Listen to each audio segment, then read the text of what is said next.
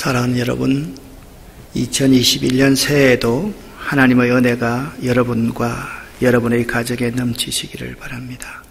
오늘은 시편 42편 5절 말씀을 중심으로 너는 하나님께 소망을 두라 라는 말씀을 함께 나누겠습니다. 시편 42편 5절을 함께 합독하겠습니다. 내 영혼아, 내가 어찌하여 낙심하며 어찌하여 내 속에서 불안해하는가? 너는 하나님께 소망을 두라. 그가 나타나 도우심으로 말미암아 내가 여전히 찬송하리로다. 아멘. 시편 42편 표제에 의해 보면 고라 자손의 마스길이라는 표제가 나와 있습니다. 이 부분은 두 부분으로 나눌 수가 있을 겁니다. 고라 자손이 어떤 자손인가? 마스길이 어떤 말인가? 마스길은 교훈이라는 의미입니다. 그래서 성경을 여러분 읽으실 때 이렇게 성경책 바로 옆에 있는 이 부분을 잘 볼 수 있어야만 합니다. 성경에 보면 레위의 정손인 고라가 당을 짓고서 지휘관 250명과 함께 일어나서 모세를 거스렀다라고 말씀하고 있습니다. 그래서 이 고라의 후손이 반역으로 말미암아 땅이 갈라져서 재앙을 받게 됩니다. 그래서 고라의 이름 뒤에는 항상 반역의 물이라는 불명예를 안고 그들은 삶을 살아올 수밖에 없었습니다.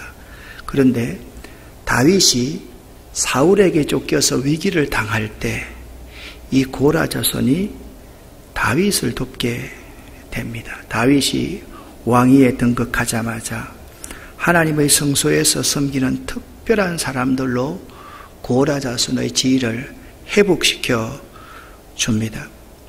이들은 자신들의 불명예와 슬픈 과거를 씻어버릴 수 있는 좋은 기회를 다윗 때에 의해서 이제 맞이하게 되었는데 그들 스스로가 이제 다 죽고 소수의 사람들만 남아있을 때 다윗의 아들 압살롬이 반역으로 피신을 하게 됩니다. 벗은발로 아버지가 아들을 피해서 피신을 하게 되죠. 그때 불명예에서 회복된 고라의 후손 중에서 기록한 시편이 오늘 시편 42편, 43편의 시편인데 이 시편은 좀 특별한 의미가 있습니다.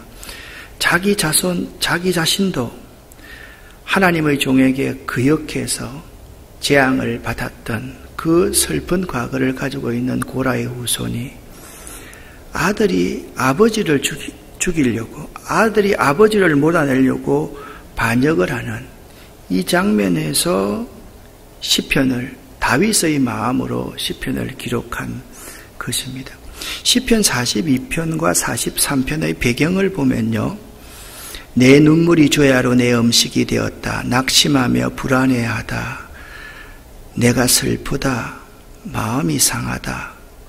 원수의 압제와 비방, 내 뼈를 치르는 칼같이 내 대적이 나를 비방하여 늘 내게 말하였다.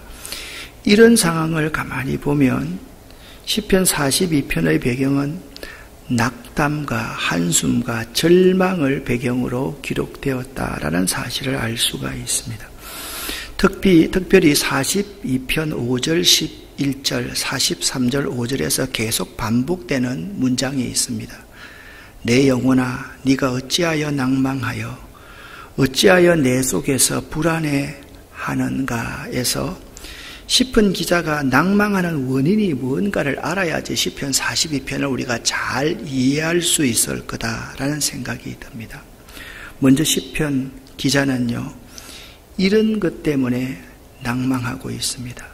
자신의 눈앞에 펼쳐진 현실을 보고 낭망합니다. 어떻게 아들이 아비를 권력 때문에 배신하고 죽이려고 하는지 그런 현실이 이해가 되지 않았습니다.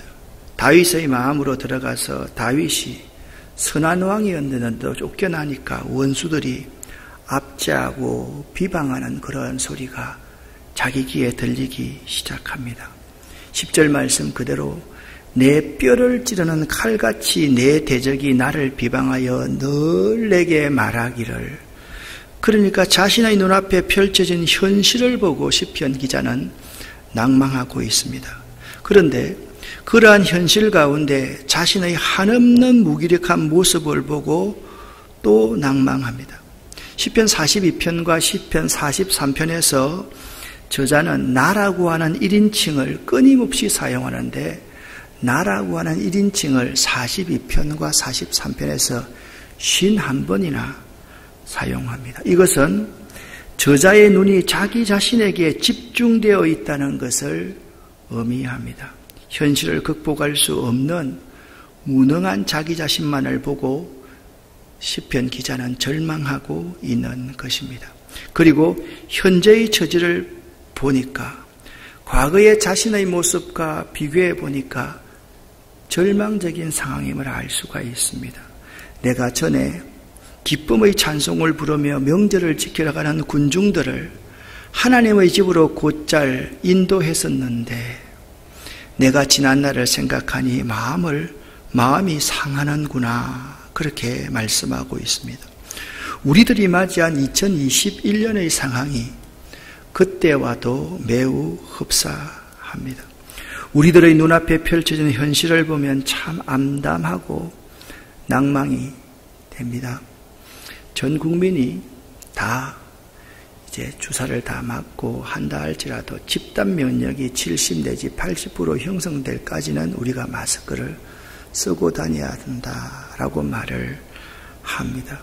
우리 앞에 있는 중소기업을 하시는 분, 소상공인들, 노동을 하시는 분, 또한 학원을 하시는 분, 여러분들을 보면 참 현실이 암담하고 참 낭망이 되는 것은 사실입니다.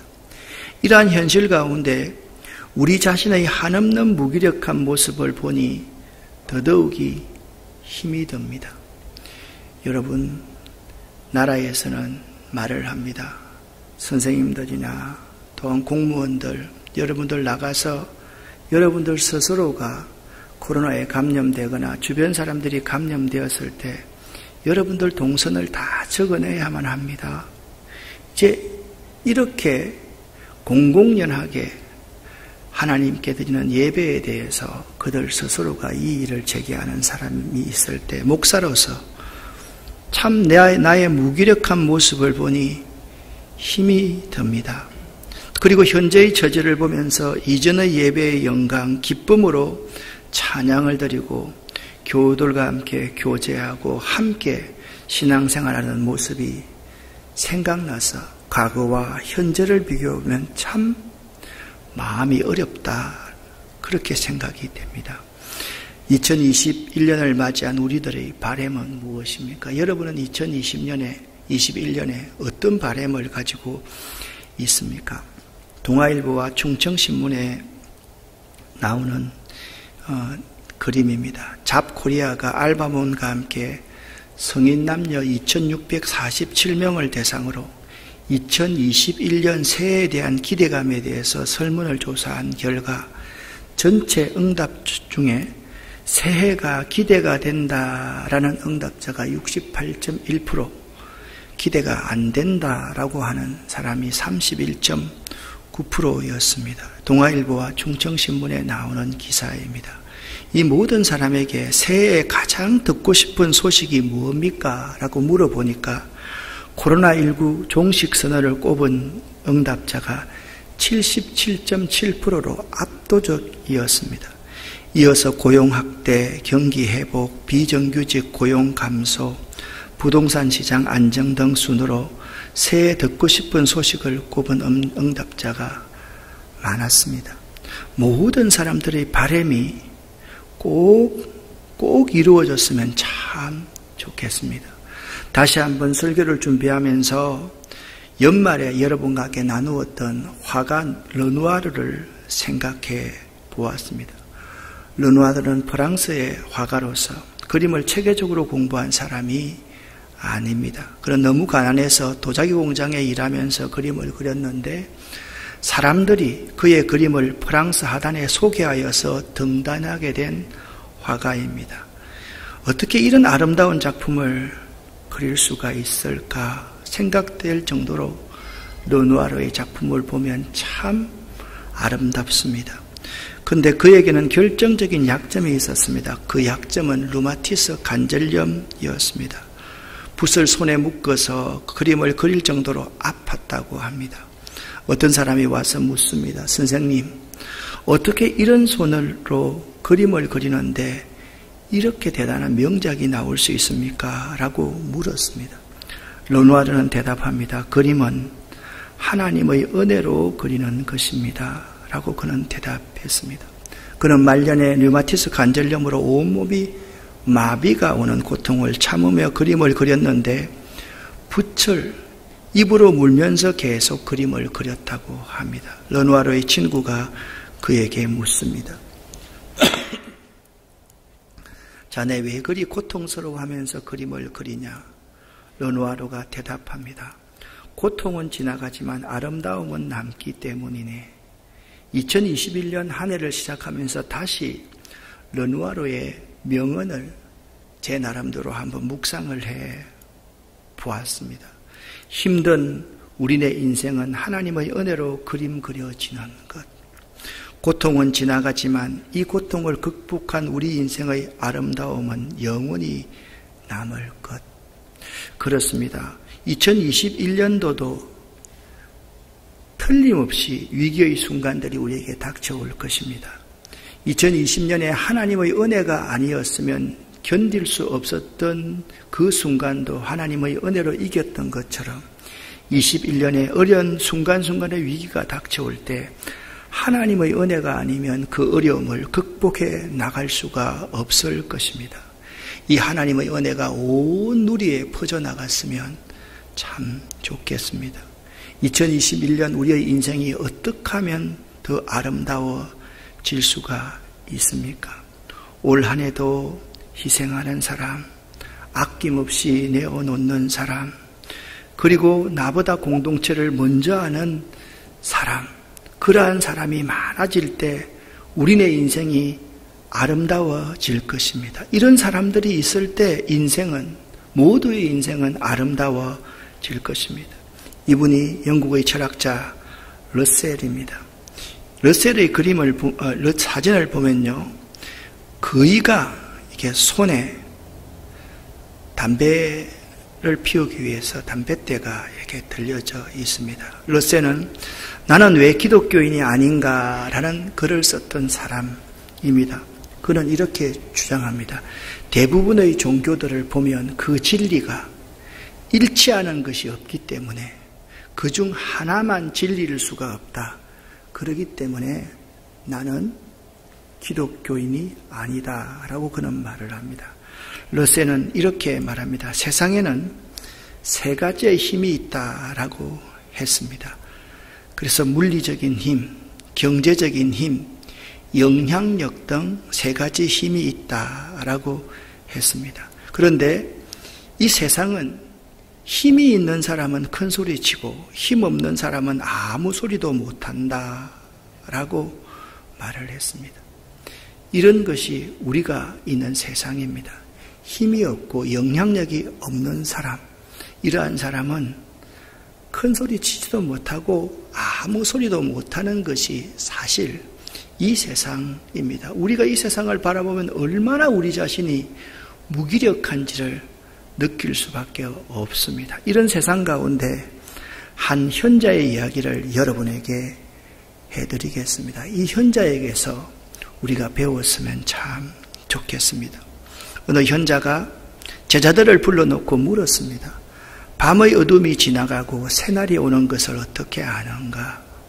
한 제자가 대답합니다. 온 세상이 밝아오는 것을 보면 새날이 온 것을 알 수 있지요. 스승은 아니라고 했습니다. 다른 제자가 말을 합니다. 창문을 열고 사물이 그 형체를 드러내어 나무와 꽃이 보이기 시작하면 새날이 밝아오는 것을 알 수 있지요. 스승은 역시 고개를 저었습니다. 여러 제자들이 각자의 의견을 나름대로 이야기했지만 스승은 계속 아니라고 할 뿐이었습니다. 그중 제자가 묻습니다. 스승님은 밤의 어둠이 지나고 새날이 오는 것을 어떻게 아십니까? 그러자 스승은 이렇게 대답했습니다.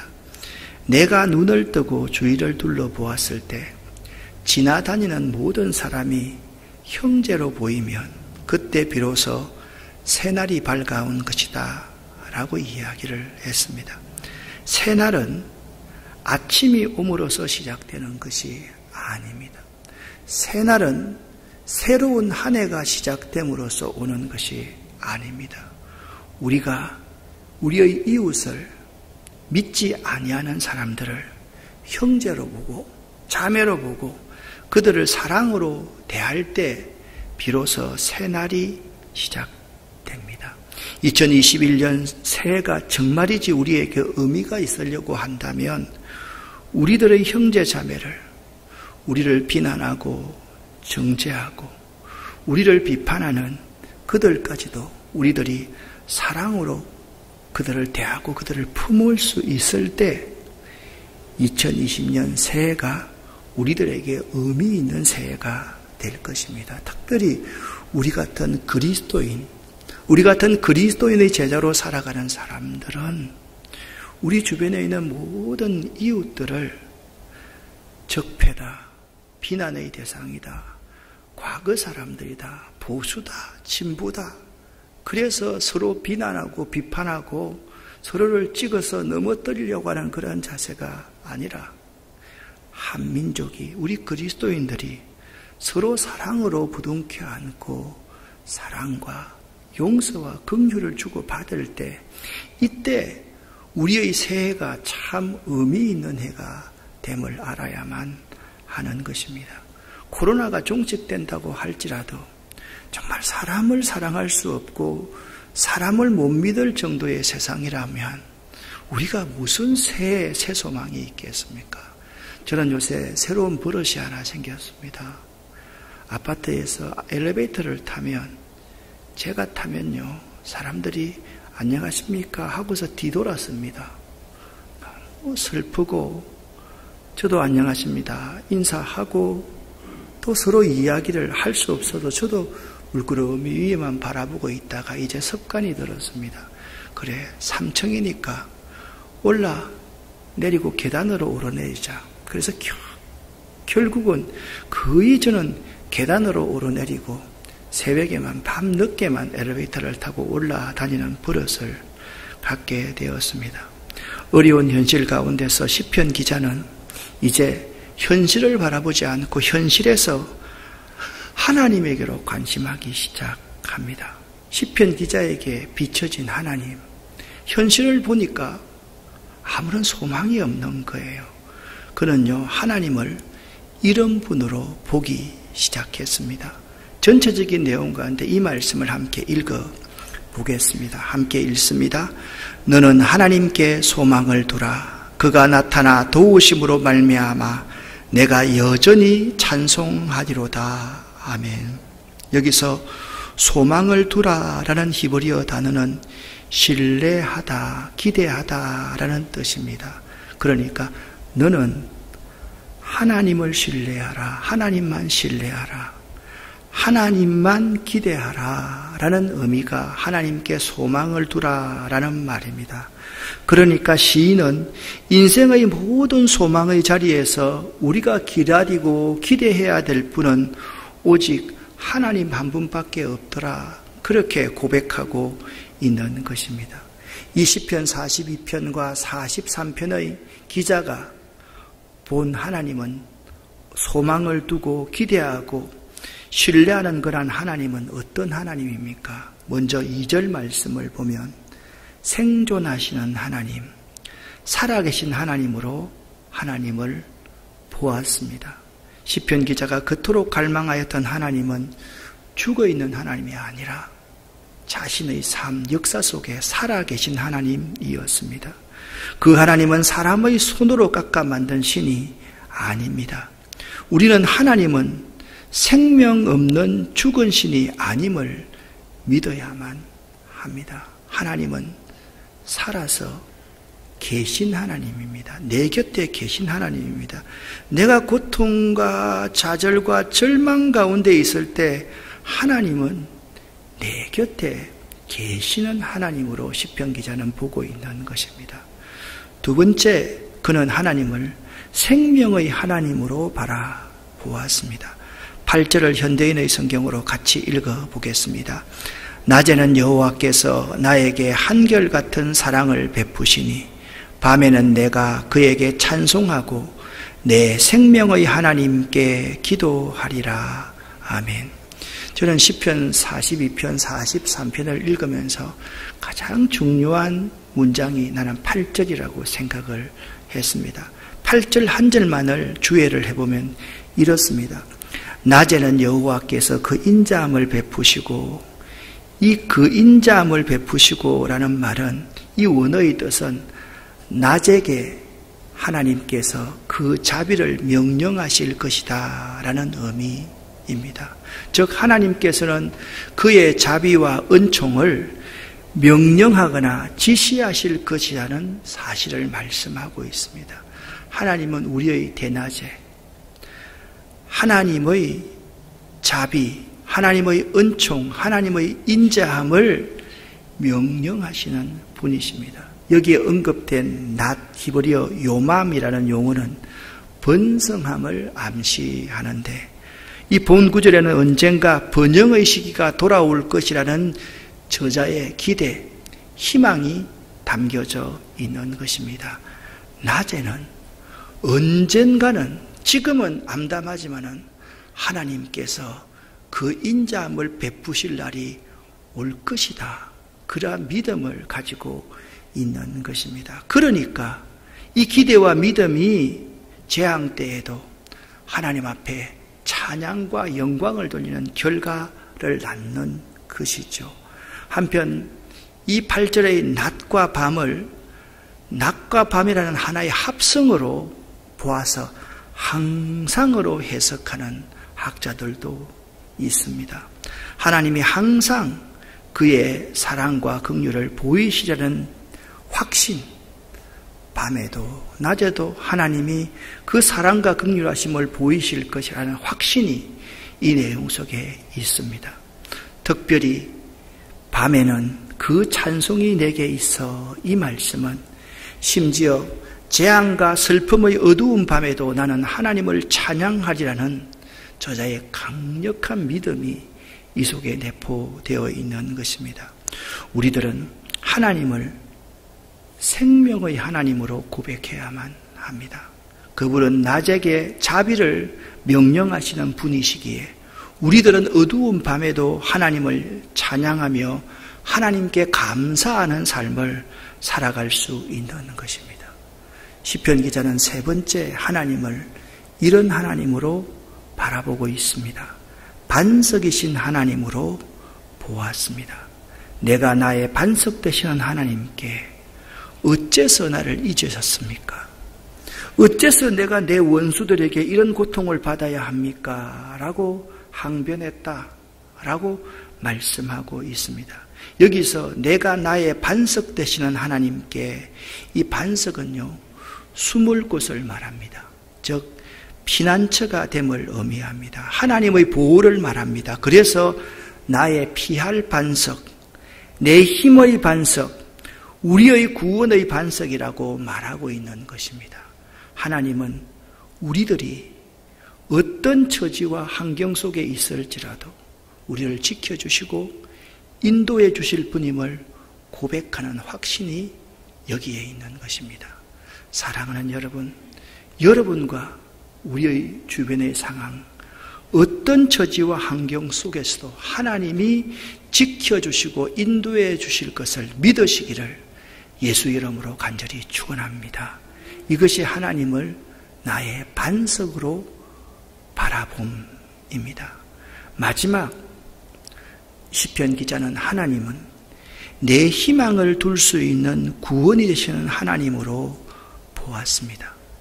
내 영혼아 어째서 네가 낙심하며 내 속에서 불안해하는가? 너는 네 희망을 하나님께 두어라. 나는 내 구원이 되시는 하나님을 찬양하리라 라고 11절에 말씀하고 있습니다. 사랑하는 여러분, 여러분과 제가 이 세상을 한번 바라보십시다. 이 세상에 여러분의 소망을 둘 대상이 어디 있습니까? 어느 사람, 어느 정파, 어느 집단에게서 소망을 둘 대상이 있습니까? 나는 전혀 없다라고 생각합니다. 의인은 없나니 한 사람도 없습니다. 모든 사람이 다 하나님 앞에 죄인이고 내가 다른 사람보다 조금 더 나은 것 같지만은 사실 나은 것이 전혀 없는 사람이 나라는 사실을 알아야만 합니다. 우리는 장애를 가진 사람들을 보고 외국인들을 보고 때로는 업수히 여기는 어리석은 사람들이 있습니다. 그분이요 내보다 훨씬 더 마음이 아름다울 수 있고 마음이 순할 수가 있고 죄에 대해서 온전할 수 있는 사람이라는 사실을 우리는 모를 때가 참 많이 있다라는 것입니다. 그래서 시편 기자는 우리가 이 세상에 소망을 둘 대상이 없기 때문에 네 희망을 하나님께 두어라, 네 소망을 하나님께 두어라 그렇게 권면하고 있는 것입니다. 그리고 그 하나님만이 우리를 구원하실 수 있는 분임을 고백하고 있는 것입니다.